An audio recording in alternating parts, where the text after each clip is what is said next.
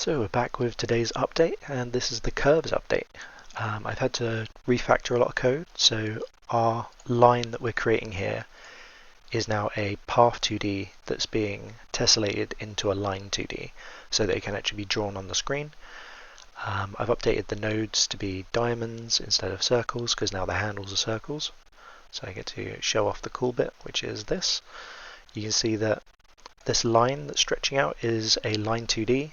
This handle is actually a texture rect with an area 2D so that it can detect being clicked on.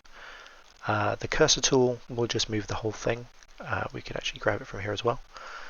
But when we're on the handle tool and we grab a point, it will start showing the lines and the anchors or handles, whatever you want to call these, for the Bezier curve adjustment.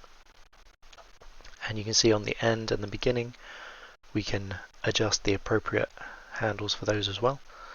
So there's actually some pretty complicated logic going on as to which handles are shown.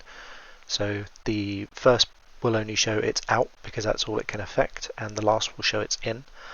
But if we now add a point, we can see that that gets added as the other handle because we can see that it's affecting something now.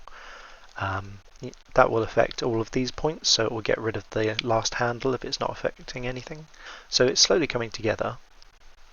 Obviously this is still the minimum viable product sort of version of things, so there's lots of like little details that are still missing. I can't manipulate the handles using the cursor tool.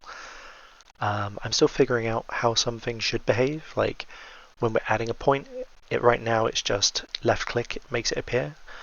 I don't know if it'd be better for the dotted line to sort of represent the curve that you'll get if you hold down and then you start manipulating the handles, or if it should be like it is in the Godot editor where when you hold down left click you can then adjust the point and it will only stay in place once you let go. So there's lots of weird little UI things that I wouldn't really normally think about that are suddenly important. But I guess that's just going to come with like trying things out, seeing what works and what doesn't.